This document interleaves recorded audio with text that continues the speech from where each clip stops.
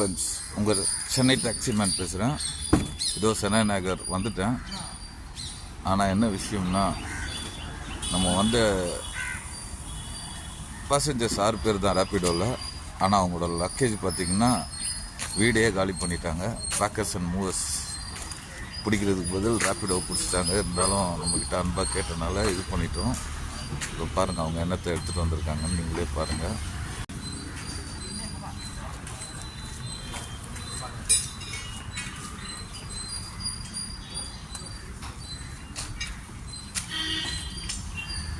பாருங்கள், அவங்க ஒரு சைட்லேருந்து இன்னொன்று சைட்டு காலி பண்ணிட்டு வந்துட்டாங்க.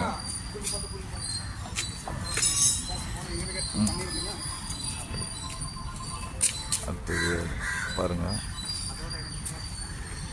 மேலே பாருங்கள், ஒரு வீட்டையே காலி பண்ணிட்டாங்க.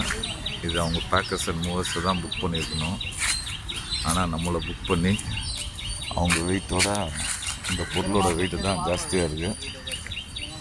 பாருங்கள், ரேப்பிடோவில் இதுக்கு நம்மளுக்கு பெசன் நகர்லேருந்து இங்கே வர்றதுக்கு நம்மளுக்கு கொடுக்குறதுக்கான சார்ஜஸ் பார்த்திங்கன்னா 462 ருபீஸ் தான் நம்மளுக்கு கிடைக்கும். அவங்க லாரியில் ஏறுற மாதிரி மேலே ஏறி பொருளை இறக்குறாங்க பாருங்கள்.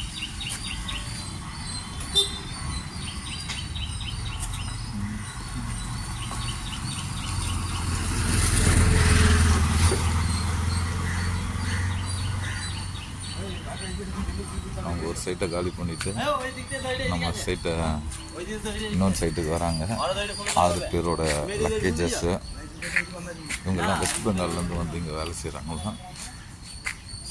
பாருங்க, ஒரு பேக்கும் என்ன பெருசாக இருக்குதுன்னு பாருங்கள்.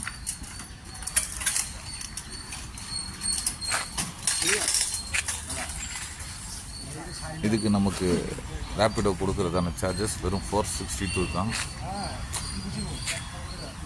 ஆனாலும் சரி, அவங்க 6 பேர் தான் ஏறினாங்க.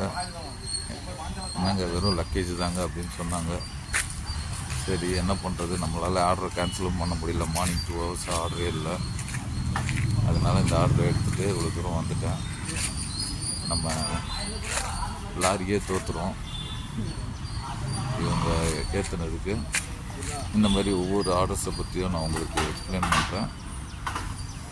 நீங்கள் இந்த சேனலுக்கு உங்கள் சப்ஸ்கிரைப் பண்ணி உங்கள் சப்போர்ட்டை இந்த சேனலுக்கு தெரிவிக்குமாறு அன்போடு கேட்டுக்கொள்கிறேன். நன்றி, வணக்கம்.